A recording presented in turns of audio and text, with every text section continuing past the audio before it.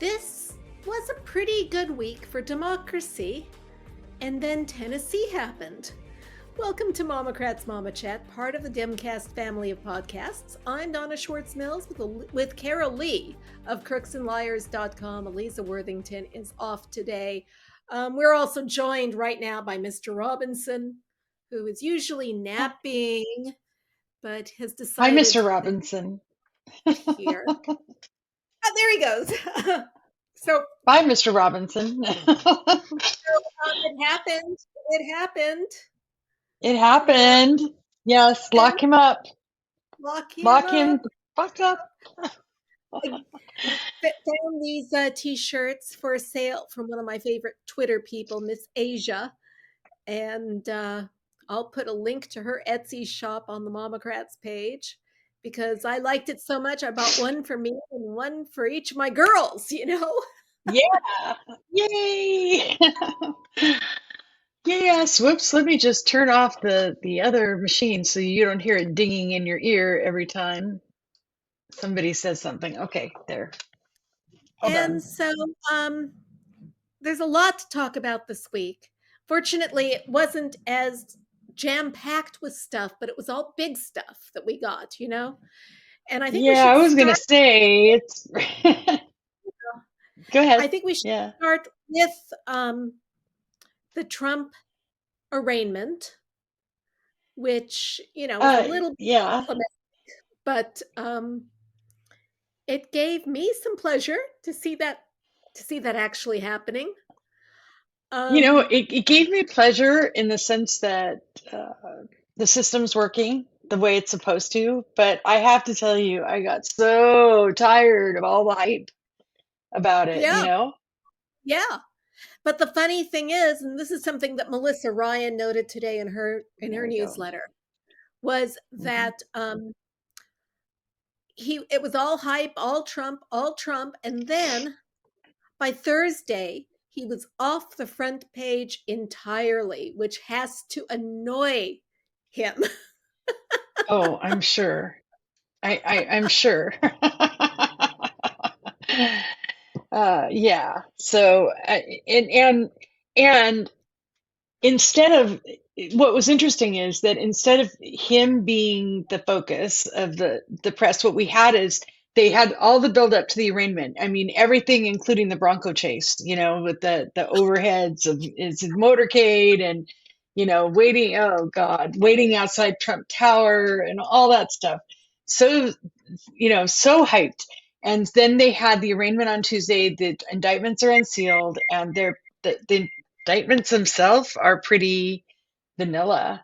There's nothing really. I mean, they're falsifying business documents, is what it is. 34 count.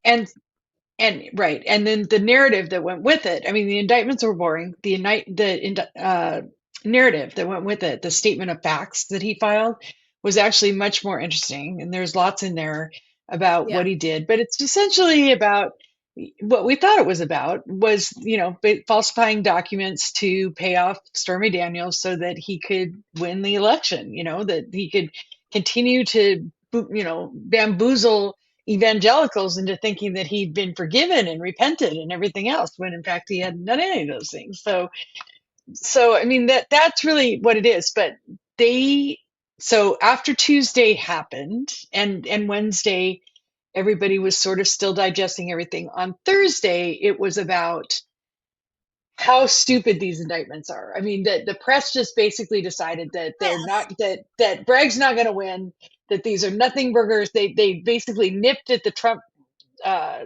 narrative about him, Which they do and every time. every freaking time. And But it's so the entire press, because we are still hearing from legal experts that this is a solid case. I think it's a solid case too. And I mean, I think they're also right that he's not going to get 28 years or whatever it is for him. I mean, it's going to be some, It's not in going to the be end. the own thing that sends him to Alcatraz, but Exactly. It's the beginning. And Yes. now the dam has broken. Right. So, next week he has to go back to New York for Tish James. Right. Then he also will have to go back for the lawsuit from E. Jean Carroll. Right. And And that's the 25th of April. Bonnie Willis's charges should drop within the next few weeks, Yes. and those Yes. should be significant. And Jack Smith is going to interview Mike Pence. Yeah, And that's delicious. In yeah, addition to Mark Meadows and, all the ones that were Jason Miller and was Stephen Stephen Miller. Miller, the Nazi, and yeah, all those people around him. In addition to those guys, Mike Pence is also going to be interviewed. So that's absolutely terrific and yummy Yeah. and yeah, yay. So that's all good news. And justice grinds slowly, but if you don't have an authoritarian in charge, it eventually gets there. Right.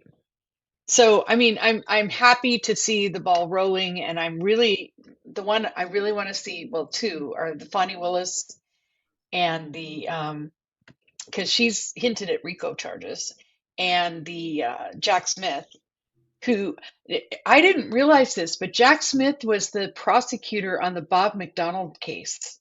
Bob McDonald, right? The one that where the jury acquitted him of bribery Right. and everything. I guarantee you, Jack Smith is not going to fuck this one up. Uh-uh. He has scores to settle. He has scores to settle, and he's going to settle them one way or the other. So I'm actually really looking forward to whatever he brings us in the future. Yes. And So I think Trump is scared because his tweets are increasingly unhinged. you know, boo hoo. I resist putting the F in there, but I mean, I hope he is. I hope he's terrified. I hope he's not sleeping at night. He Yeah, can that's get just a tiny little piece of what all of us went through for 4 years. yeah. That we're He terrorized us. still talking about him. You Yeah. know, I just never want to have to think about him again. But what he left in his wake is even more terrifying because you Yep. have an authoritarian Republican Party that is trampling on people's rights in state after state after state. Yep. Indeed. The other piece of good news that came on Tuesday was that in Wisconsin, Janet Protasiewicz, I think that's how you I say her I name, think so. I'm not even gonna try. So I just call her Janet P. won her special election to be on the Wisconsin Supreme Court. Maybe we Uh, could just call her Judge Janet. Yeah. Judge Janet, Or Justice Janet now. Justice Janet. Yeah. And, unfortunately, there was a special election that elected a Republican representative in the state legislature, and they're making noises about impeaching her immediately. Yeah, I know.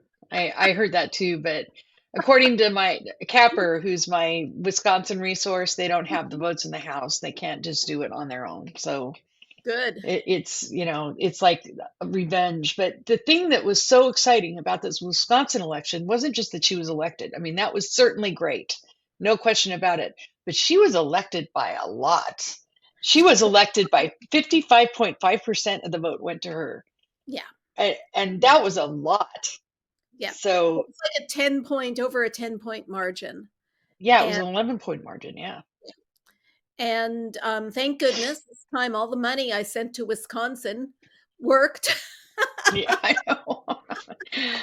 I know. Not as Oh, Ben Wickler, but he can't do miracles if it's not going to happen. But he you really know, did a great job with that party. he has rebuilt that party in Wisconsin, in my opinion, into something. I mean, I still am sad that Ron Johnson won in the Ugh, midterms. He shouldn't have. no. And I mean, I don't blame Ben Wickler for that, but it was a combination of voter suppression and Mhm.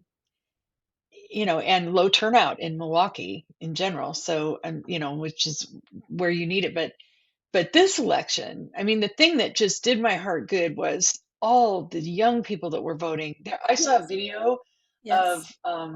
the line at a university, and it was like amazing. I mean, there was just it went on and on and on and on. There was Yeah. hundreds of people waiting in line. Yeah. And Which I is mean, why Scott Walker wants to make it even harder for young people to vote. well, Scott Walker doesn't have a lot to say about it anymore because he's not governor anymore. So boo-hoo for him. But he's making suggestions. He Well, of course he is. I mean, he's, beholden to that group. But I also mean, he's the person who messed up Wisconsin in the first place. right, I was going to say the reason he's sad is because they're undoing all the stuff that he was doing. Right. And Right. so good for And them. the beautiful thing about Judge Janet getting in is that the court's Mhm. going to hear about abortion, that 1849 law that, the Dobbs decision apparently may allow them to put back into being. And she might be able, with a Democratic majority, they might be able to reject the gerrymandered maps. Right. That's a And big deal. huge. It is huge. And the other thing is that Dan Kelly, the guy she was running against, was the guy. He was the guy that wanted to basically send fake electors. He was ready to send fake electors Yeah, to Washington, D.C. yeah. And in violation of the law, he didn't care as long as he could send his fake electors. And so, I mean, imagine if he had been elected to the court and talk about dodging a bullet. Just Well, wow. I I mean, mean, just seeing his so-called concession speech oh my that God. I cannot That concede because she was not a worthy candidate. Well, she was worthy enough to beat his ass, right? right. Oh yeah. I mean, the only thing that made her unworthy was that he lost, right? I mean, what a sore loser. I But mean, just they lose, they whine, they cry, they say it must be fraud, that it was stolen, that you know, yeah. when was the And then last you know who was gracious when they lost was Herschel Walker. I yeah, think that's the last one I remember. probably the last one that has been. Yeah. Oh, that's much better. I can see now. Oh, yeah, we Yeah, can see. yeah. No, I mean, I don't actually even have the words to kind of describe how awful Republicans as a group are. I mean, it's not just this guy over here, that guy over there, right? Do we want to talk about Tennessee yet, or are we saving that for later? Oh, let's save Tennessee. Let's Okay. save Tennessee. Well, suffice it to say that, that's emblematic of what Yeah, Republicans are now. yeah. So, And the progressive one in Chicago too.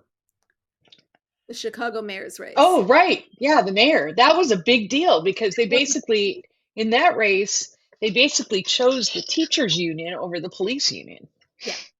Is what happened. That's kind of a big deal. And Yeah. and he won by a lot too. It Yes. wasn't it wasn't close. Right. So, and by the way, the media was telling us he was going to lose. He's going to lose, he's going to lose, he's going to lose, which The is whole why time. I don't believe them anymore. I mean, whatever they project is like, I assume that my assumption always is that the candidate I want is going to lose, whether they're ahead or behind in the polls. That's how I'm going to work on, my side of things. That's kind of habitual. I mean, I've had that I've had that mindset since 1980 when I Reagan won, know. I know. I know. which to this day I don't understand. I don't either. But I mean, Carter made lemonade out of lemons in his life, but Yeah. for the rest of the country, it's like, oh, thanks, Ronald Reagan, you really screwed everything up. Yeah. Yeah. So I know I'm the same way. And when Hillary lost, that was kind of like, okay, I'm never believing anything ever again. That's it. I never feel Yeah. confident at all now Right. because there is no way that Donald Trump should have won. There is no Right. way. Well, he had a lot of help. I mean, he had James Comey at the FBI. He had, what I mean, And he he had had complicit media. David Pecker. He had times. Right. You know, Right. So, I mean, they basically helped him out and, mhm. gave him the win. And I mean, in the end, voters voted for Trump. They did. So just like voters voted for Biden in 2020. I mean, they voted for Trump, and that wasn't the New York Times or anything else, but they were influenced. They were certainly influenced by the New York Times. They were certainly influenced by David Pecker killing stories. Oh, by the way, I have to say, every time I watch the commentators on cable news, they just love saying David Pecker. Rachel Maddow is the funniest because she just starts laughing, giggling, going, "Oh, I'm like a 12-year-old boy." And it's true. Well, Nicole Wallace is another one. She's like, when she says pecker, she she practically spits it out. It's so I funny. do love that MSNBC brings their all-stars together for these, and when it's Yeah, Rachel and Nicole and Joy and and Alex me Wagner too. together, all the ladies, Right. it's kind of I that's agree. a MOMocrats lineup, Yeah, exactly. All the ladies. all So, the ladies. so Trump is stewing down at Mar-a-Lago. But one thing that I do want to say, is they made a big deal out of how sad Trump looks. That they have that picture of him and his eyes are sort of narrowed and he's got, real stern look on his face. That's not sad. That's mad. That's a man who is mad and wants revenge. Don't ever try to stir empathy for him because he's not sad. He's pissed off. He feels righteous that he's Yeah. being persecuted. Yeah, and I think he's probably also upset that he didn't get big crowds of protesters in New York when he was there for his arraignment. Oh, I know. And Marjorie Taylor Greene was there and everything. You know who has to be so pissed at Marjorie Taylor Greene right now is Elise Stefanik, right? I mean, she kissed Trump's butt. She did all the things she was supposed to do to be, up there in the leadership and in the front and, everything. And who's getting all the attention now? It's Marjorie Taylor Greene. And it serves Elise Stefanik right. Yeah, because presumably she is smarter than she acts. Pretends to be. Yeah. Yeah. She's smarter and she knows, I think she knows that she's basically just shilling bullshit. She's slinging it. She, instead of like actually being serious, she's just because she feels like that's what she has to do to get ahead. And then here comes Marjorie Taylor Greene, who says basically, I'll bring you all the maggots if if you elevate me. And Yeah. so, they're having a slap fest today like nothing else. What's going on? Apparently, the Trump campaign is going to hire Laura Loomer. Right? And possibly Milo Yiannopoulos, Milo. Yes. Yeah. Oh God. And so Marjorie Taylor Greene is like having a shit fit about it. She's like, she's a liar. You can't trust her. She loves the Crazy FBI. bitches. And Ali Alexander is going after Milo like no tomorrow. It's so funny. It's like, oh, we have some factions in the wingnut, the January 6th crowd, I guess. It's just so funny. So yeah, that's happening. But Ali Alexander, who said the quiet part out loud, that now that Judge Janet won in Wisconsin, they're never going to win another presidential election again. Aw. Well, they could do it they could win if they did it the old-fashioned way, like by going out and making an argument and getting votes like normal people do, like we have to do, Yeah. right? I mean, Ali Alexander's a Abandoned fool. that. They've abandoned that because they have no policies that people actually want. Well, because the billionaires don't want them to have policies. The billionaires want to make us basically beholden to them. Yeah. Right? They pay no tax. We peons get paid some money, but not enough to do anything with.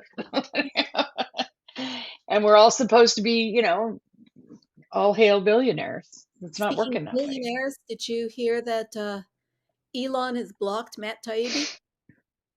No.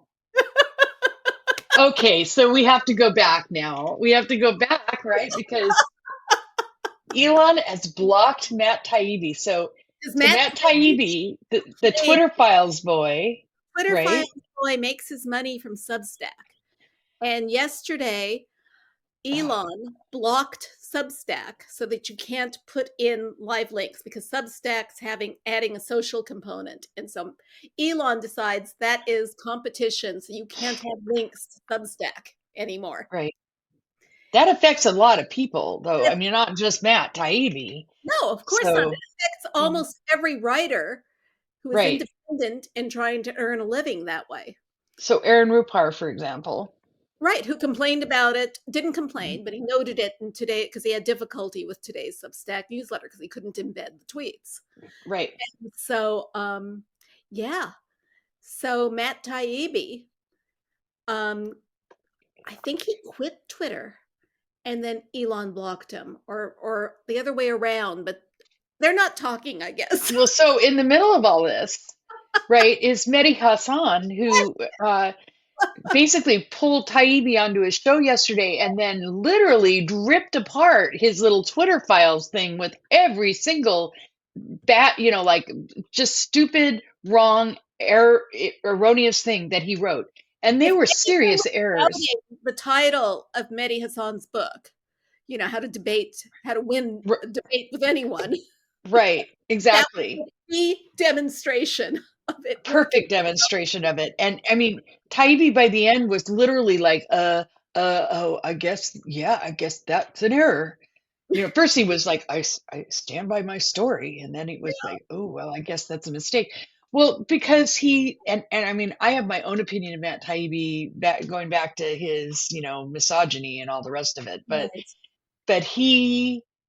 that Twitter Files thing was so stupid, and he obviously didn't fact check anything. I mean, that was what Mehdi Hassan was getting him on.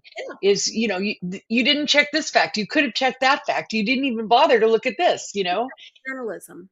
So that happened yesterday, and then you're saying today Elon blocked Taibbi, and I'm guessing that Taibbi just blasted I saw Elon. that today. Let me I mean, honestly, it should go both ways. It's just completely stupid. When I saw that clip, we've got that on the site, by the way. But when I saw that clip, I was just like, what the heck? Okay, so Matt Taibbi sent a newsletter confirming he is leaving Twitter over the Substack. And then I cannot confirm. Okay, Elon Musk account is no longer following. Doesn't say blocked, no longer following. He is unfollowed. Oh. That's not the same as a block. No, it's not the same as a block, but it's a breakup in its own right. So, Speaking of that's breakups, so sad. the logo is back on top of my Twitter instead of the Dogecoin. Oh, really? I still see the Dogecoin or whatever it is. It's like I just loaded it the other day and it's still there. No, I've got the little birdie back, so hopefully everybody else will get that back soon too. So what was that? Just to jack up his crypto for some reason, and then really gross. Let's see if I have it still here. Oh, I got the bird now. Earlier I got the Dogecoin, but now I've got the bird. Oh God. Okay. I looked at Twitter to see if I had the bird, and the first tweet I saw was like, "Oh, please no." So can we switch subjects just for a second? Yeah. You saw that Robert Kennedy Jr. is going to run for the Democratic nomination. Good luck with that. Good luck with that. And you also saw that this was at the urging of Steve Bannon. I did, and guess who's advising him? Dennis Kucinich. Oh, geez. I mean, it just gets weirder and stupider by the second. Like, I mean, as if any Democrat in 2024 is going to pay attention to RFK Jr. because of the Kennedy name. They're not. And No, especially not. not him, because he's made a name for himself, a bad one with the anti-vax stuff. He'll get Yeah, the anti-vaxxers. That'll just take away from Trump's side, right? yeah, I mean, that's not going to take away from. I mean, those are the wackos, the wackaloons that wouldn't vote for Biden anyway. So right. because Fauci or whatever. So uh, it's sad that Kennedy Jr. is the way he is. He didn't always used to be this way. No. But he's certainly in the last 10 to 15 years, he's gone way off the deep end. And I mean, in irrational ways. So the first tweet I load is basically that, Dennis Kucinich is now advising Robert F. Kennedy Jr. It's like, make it, and Joan Walsh tweeted it with the make it stop, which is how I feel too. Just make it go away. Like these are stupid. They're not primaries. And to make it worse, when Kennedy Jr. sort of announced what he was doing, it was some reporter, some serious reporter. Like it wasn't Manu Raju, but it was somebody in that same level, right? Said it should be noted that Democrats don't win when Kennedy's run in the primaries. What? I'm like, what are you talking about? Oh, we're talking about Teddy Kennedy primarying Carter, Right. which is entirely different than wackaloon Robert F. Kennedy Jr. Right. trying to I mean, he's out there in Dennis Kucinich land, right? And so he's a libertarian. He's not a Democrat. He's a libertarian, and that's what he should run as if he's going to run as anything. So whatever. Hmm. But Steve Bannon is really excited about this. This is what Steve Bannon has wanted. Is he loves Robert F. Kennedy Jr. Is he's advised him to run in the primary as a chaos agent. Right. So there's that. Yeah, but the thing is that's going to backfire because it's not going to cause any chaos on the Democrat side. Right. It's not. You know? And when you have the entire Kennedy family endorsing Biden, with Yeah. this, it's not gonna go No. anywhere. Right. So yeah. So there's that. And that was a little piece of news today. And then also we have to talk about Clarence and Ginny Thomas. Oh yes, we do. We must talk about Clarence and Ginny again and again and again. We have to So talk about them until the problem on the Supreme Court is fixed, one way or the other. right. I mean, so we can start with this. Clarence Thomas should resign today. He He should be won't. gone. He should. Well, of course he won't, but I mean that he should be, right? And he thinks that he doesn't have to, but so ProPublica, God bless them, did an amazing investigative piece on Clarence and Ginny Thomas, both of them, and Harlan Crow, who a friend of mine used to actually have a tracker on his plane because we knew that they were, that his jet was flying Clarence and Ginny around and stuff back in 10, 15 years ago. So but anyway, there's even more. Like there's the yacht trip to Indonesia through the islands that's like easily $500,000 worth Half of a million travel. vacation. Yeah. Right.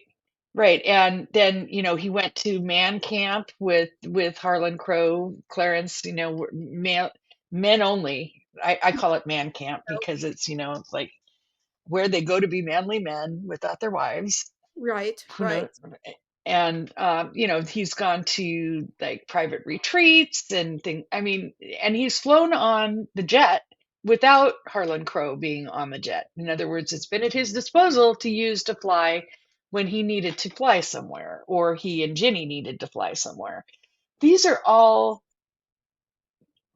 quite corrupt acts, and the statement that Clarence Thomas put out today made it even weirder because he said basically, we've been, dear friends with the Crows for 25 years. Well, let's see. How long has it been that he's been on the court? 30. It's longer than 25 years, right? It's easily 30. I think it's probably more than that, which means that he was already sitting on the court when they became friends with each other, right? And in Thomas's statement, he says, and he has nothing before the court.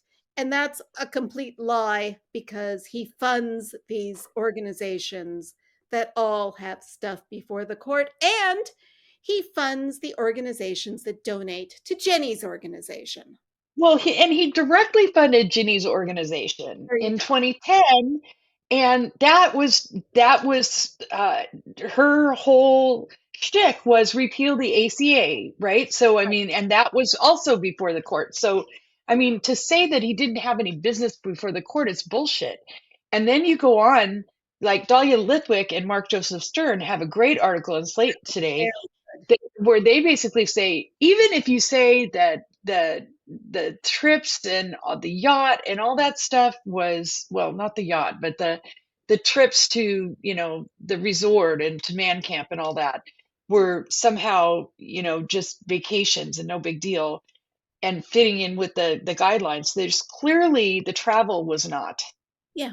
There's no provision for anybody to climb on somebody's private jet and go somewhere there, and that's just and to not disclose it. See, that this is the thing. Clarence Thomas really has a problem with disclosure. He didn't disclose when Ginny got all the money that she got It, for her lobbying effort in 2010, and that almost got him impeached back then, it's a right? I path. mean, if Anthony Weiner hadn't been such an asshole, we would have actually had a shot at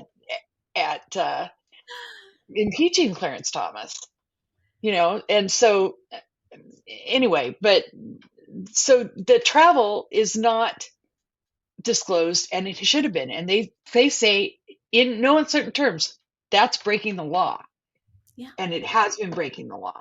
And I can predict what Clarence is going to do. He's going to say, "Oh, oops, I made an error, and I'll amend all of my back disclosures to include those things," right? Just like he did with Ginny when she made all the money from Harlan Crow, and he didn't disclose any of it.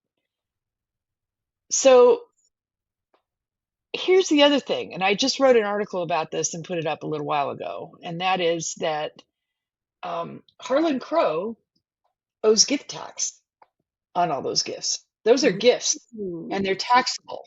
Yeah, that's true.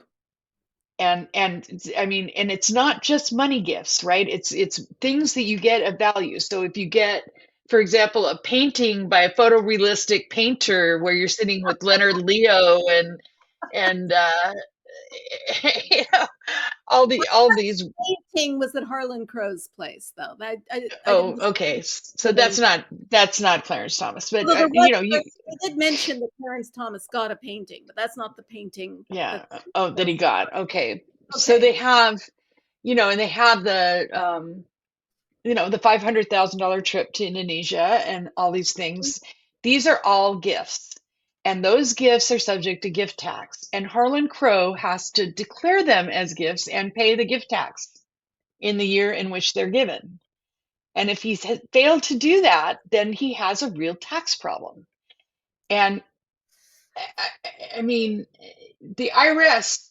So here's the thing: the IRS just got a bunch of funding to go after rich dudes. Hello, here's a rich dude who owes a bunch of money in gift tax. Turn it up, turn up the heat. And Yeah. somebody said to me, well, maybe it's a corporate expense. Maybe it was deducted as a corporate expense. Well, if that's the case, then, like as a lobbying expense or whatever, if that's the case, Well, then then that's that just cements the corruption, right? right. Because now he's tax deducting corruption, right? Paying off Yeah. justices to carry out his agenda. So, I mean, either way you look at it, it is bad for not only Clarence and Ginny Thomas, but also for Harlan Crow. And I mean, this is major, big fucking. People go to jail for stuff like this, Trump's right? being indicted for his falsification of business records that probably deprive New York State of taxes. Right. Exactly.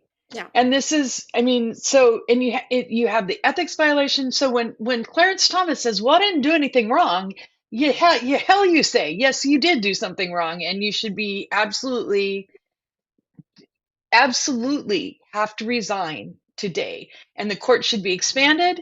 And let's also, ProPublica, please, whatever you just did, let's look at Harlan Crow and Brett Kavanaugh too. Yeah.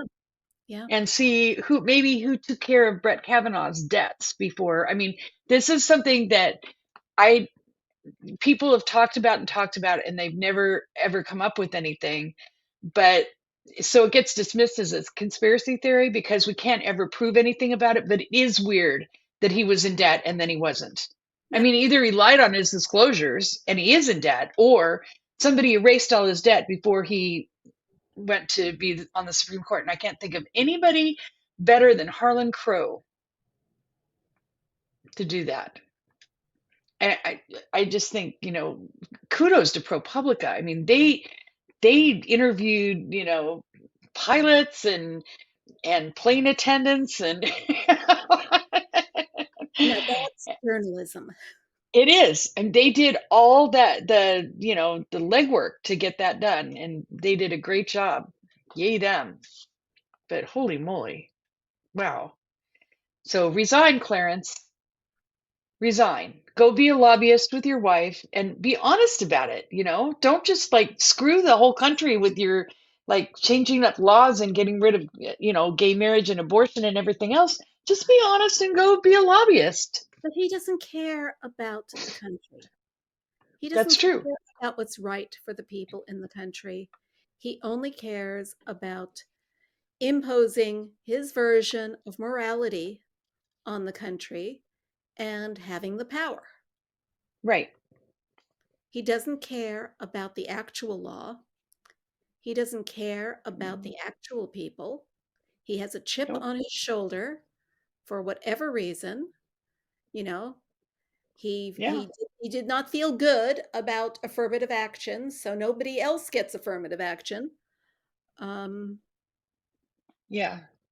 I mean, it's just he's he's too corrupt to be on the Supreme Court. It's too overtly corrupt. I'm going to say there's probably covert corruption that goes on that, for example, Brett Kavanaugh's debt, but they're just out there, yeah. right? And I mean, John Roberts' right is also a problem, but not to the extent that Ginny Thomas is. Ginny Thomas is out there coordinating shit and then calling up her friend Harlan and saying, "Hey, over here, we need some money in these organizations." Yeah. So, of course, as you know, Ginny Thomas is a pet project of mine. I swear to God, but I am going to my grave. She will be out of there before I. Well, with good reason, you know. She She is corrupt, is why she is corrupt, and her husband's corrupt, and they're corrupting the country. They have too much power, and they're wielding it in corrupt ways. I mean, did we talk about the $600,000 that she got for her, 2019 project, a right? while And we can and talk we about don't. it again.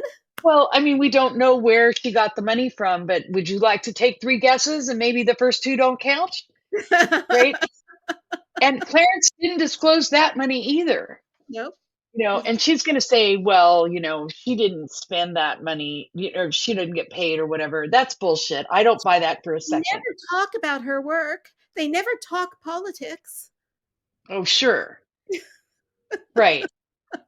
Tell me Even more. I mean, they that don't. was what Clarence said. We don't talk about anything that's before the court. So he's sitting there with Leonard fucking Leo, right? And an assistant that was working in the Trump administration, Yeah. and a staffer, and in that painting, right, along with Harlan Crow and some other guy. I don't remember who the other guy was, but and everything. They're sitting around smoking their cigars and drinking. You think they're not talking about what their plans are for the country? Baloney. Absolute baloney. So, I mean, Agreed. yeah, Harlan Crow he's a piece of work, and he's definitely corrupted Claire. I mean, and I'm sure that he's not the only one, by the way. I mean, I'm sure there's others, but in this case, we know as fact that he has corrupted Clarence and Ginny Thomas. So, anyway, watch for the tax thing. I think it's a big deal. Share my article, please. I will. I will. Okay, well, we I can't. write so little, so it's like I don't write much lately because it's just You're so so hard to write the same editing. things over and over. You're so Huh? busy editing. You're so busy fixing other Yeah. people's stuff and assigning things. And Yeah.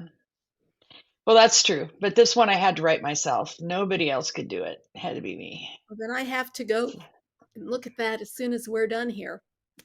Okay. So Tennessee, Yes. Let's talk as about as Tennessee, we shall all we? know, last week there was a shooting at a school in Tennessee. We talked about it last week, and it was horrendous. You know, Yep. three 9-year-olds plus three staffers, including the principal, died in that shooting. And people are tired of mass shootings. And Yep. so the Republican legislators, both in Congress and in the state legislature in Tennessee, were not going to do anything about it. And so people, young people, people of all ages, people of all ethnicities, came down to Nashville to protest. And you had three Democratic legislators who, because of gerrymandering, are in a super minority. I mean, what they've done in Nashville is Tennessee's just crazy. It is. So Tennessee has 75 or so Republicans and 25 Democrats, or had, we should say. Right, right. I mean, So that's how badly gerrymandered it is, even though the proportion of Democrats to Republicans is something right. less than They broke up Nashville so that you right, couldn't get a majority of Democrats in any of the districts in Nashville, even right, though it's very blue in Nashville. right. So that's why Yeah, there are few. And so they're not even allowed to talk. And these three Democratic legislators, two 27-year-old Black men who are right. just amazing, amazing speakers, and a 60-year-old white Amazing. woman who's a former teacher who had been teaching during a school shooting, got Right, up there to protest. And the white Republican men in charge of the legislature said, didn't censure them, didn't slap them on the wrist, said, okay, you're going to get expelled. right. So, and just to even widen the background just a little bit more, the protesters who were there, they were students. They were kids who were over it. They're done. They're tired. 5 shootings ago they were done. Right. 10 shootings ago they were done. They're done. Grown up with these drills in their Right. school all the time, you know, Right. lockdowns and fear and, you know, All of it. yeah, So, I mean, utterly failed by the legislature. So the legislature was essentially debating to arm teachers. And then they try to speak and they couldn't speak. So, bottom line is that um, the protesters came into the gallery, and these two black guys and the one white woman went to the well of the house and stood there and shouted with them, "No justice, no peace." right. Apparently, they went just before the recess was called. So they went up there without permission, which is, as it turns out, you don't need permission to go to the well, but you do need permission to speak. So they went to the well, and they basically stood with these kids that were protesting in the gallery, and no justice, no peace. And yes, they were told that they were going to be expelled. So that's the scene setter for what happened yesterday. So what happens yesterday is basically all three of them go on a little trial. Mm-hmm. And the Republican, there was a Republican assigned, I guess, to try each one of them.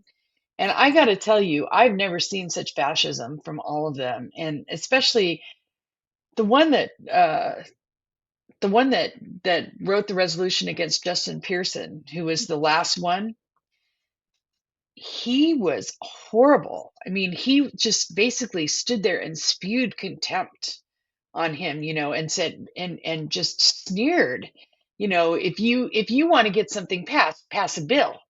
The rest of us don't want it. And it was it was he was essentially calling He was calling him an uppity. Pearson uppity. Yes, thank you. They were And calling both of them, both of the black guys, Justin Jones, Justin Pearson. They were right? calling Both of them, them, how dare these young, eloquent African American men with passion and right, conviction right. join them in these hallowed halls and expect to get something done and expect to have a Right. voice. I really loved what Justin Pearson responded to that guy with, which was basically, asking generally and rhetorically, do you want to be spoken to like that? I mean, I thought obviously Republicans have no shame, and that guy definitely had no shame. But for the people that were watching, that wasn't for him. That was for the people that were watching. And I'm sure that And most of them, and the world was watching. This yeah, is this is where it backfires on the Republicans in Tennessee because they did not think that the cameras of the world were going to be paying attention. right, For once, the cable news people made a good decision, and both MSNBC and CNN covered the whole thing. I'm sure it was on C-SPAN as well. It was being watched in other countries. The whole world saw the yeah. It was black. being streamed on or on YouTube, like three or four different places. Right, So right. lots of people were watching. Everybody was watching. Yeah, and it was it was amazing to watch these guys basically on the fly, just the oratory and Oh my God. the answers was just amazing. I mean, it was like the first guy, Justin Jones, I was like, wow, he's like another Obama. I mean, he's got, a different cadence and definitely more of a Southern accent, but he's got like he holds you, right? Yeah. I mean, he started to talk And and Justin you listened to Pearson every was word he said. like, you know, Yeah, Justin Pearson was like a cross between MLK and Malcolm X. I mean, he was, right. just, the religious cadences. It was like being in church, It listening to was him. like being in church. In fact, that's what I said when I was done watching it. I said, I feel like I've just been to church. Like I don't need to go on Sunday because I've been there today, you And I'm in know. jail. I'm going, that's like being in church. Yeah, I mean, we wish that church was that intense, actually. Yeah, but it was their passion and they're 27. I mean, they made no bones about saying, Yeah. we're young, and you guys seem to want to basically, step on young people, and it's they let them have it, They and it was really something to behold. And yes, so in the end, the two black guys got expelled and the white woman did not. But I guess I read that it was actually Justin Pearson's vote that saved her. really. Yeah, He was left, so he was still able he to was vote. right. Wow. Yeah. So anyway, that she stayed and they didn't. But here's the other kind of interesting irony in all of this is that they can go back and be reelected. I mean, in a special election, which they'll have, and they can be reappointed Yes. while they're waiting for the special election. And should they win the special election, they can't be expelled again Not for under the that. rules. Not for that. They can be Right. expelled for something else, but not for that. Right. And Now, and oh, go ahead. Sorry. Go. well, also, there's been a lot of fundraising that the Oh two yeah. young men did not start the fundraising, but people were like, where can we, so they went back to their Act Blue links, and then Chris Murphy did an Act Blue link for both of them. Yeah. And he said he went to bed last night and, they'd raised like $75,000. When he woke up Uh, this morning, there was like 500,000 in there. awesome. Yeah. Awesome. Good deal. Yeah. So, and Kamala Harris is going down there today. In fact, she's probably There. there now, There. Yes. to meet with them. And Republicans are also fundraising on this. Of course. They're out there fundraising but the thing about watching this is you realize how the fascism is. Like you can think about it, you can read about it, you can say, "Oh yeah, okay, yeah, that's bad." But when you see it, it punches you in the gut. And watching them yesterday was like a constant, just over and over again, punch in the gut. It was like Like, watching the old newsreels from 64. yeah, You and I were very young in 64. I was old enough though. In fact, I can remember complaining about having to watch the news because I wanted to watch cartoons or something, Yeah. and But, we saw these images, but we didn't fully understand these images back then, right. you know? And as we got older and we saw them in context and it was explained in our history Mhm. classes that covered the actual history, didn't paper over it, um, we could see what that was. And we're going, oh, thank goodness that's done, and that's not done. Right. It's not even close to being done. In fact, they're trying to take us right on back there again.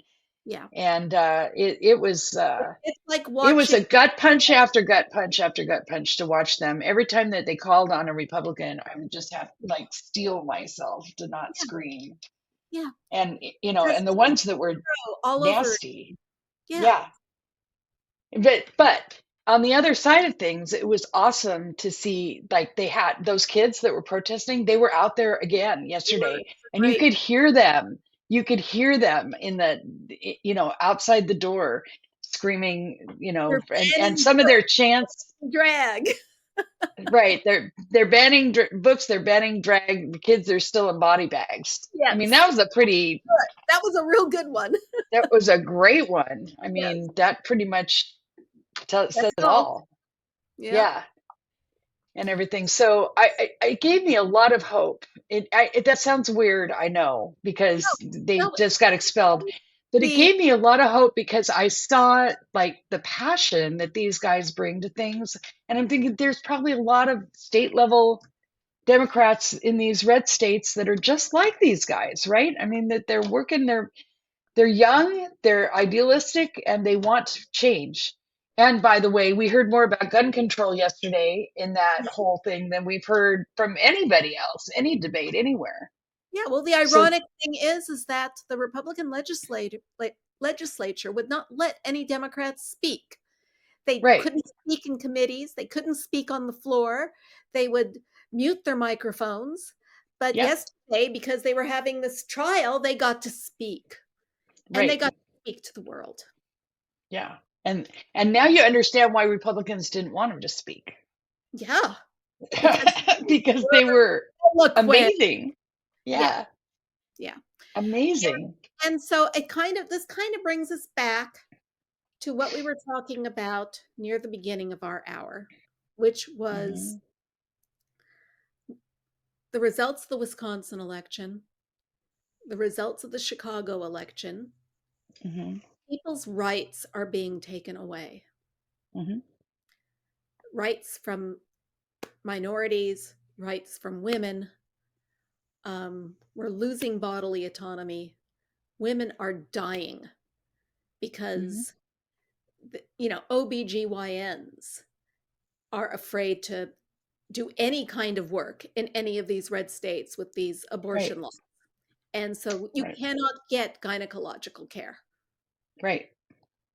in your state. Um, of course, we're mad. And mad people get out there and vote. Yep. And so we Should we just talk about the bad Democrat at the state level? we have it. Yes, we have. I forgot about her. I wanted to forget about her. Me So too, but I don't want to forget about her. So, no, and because it's it just it the fact when you said people are losing rights and we're mad, you damn right we're mad. And so Trisha caught him or caught them, however you pronounce her North name, Carolina. in North Carolina is a Democrat. She was elected in a gerrymandered Democrat district, right? Where it's, I mean, it would overwhelmingly Democrat. And she's elected there and she's decided that she wants to be Republican. So she just switched to Republican and gave Republicans a supermajority in the North Carolina state legislature, which means that now they can pass abortion bans, among Right. other things. And they And can pass school vouchers. this Hmm? is a woman who in 2015 or 2016 shared her own abortion story. Right. Her father was a member of the local Democratic committee. Her mother worked for the DNC. She Yep. grew up a Democrat. Yeah.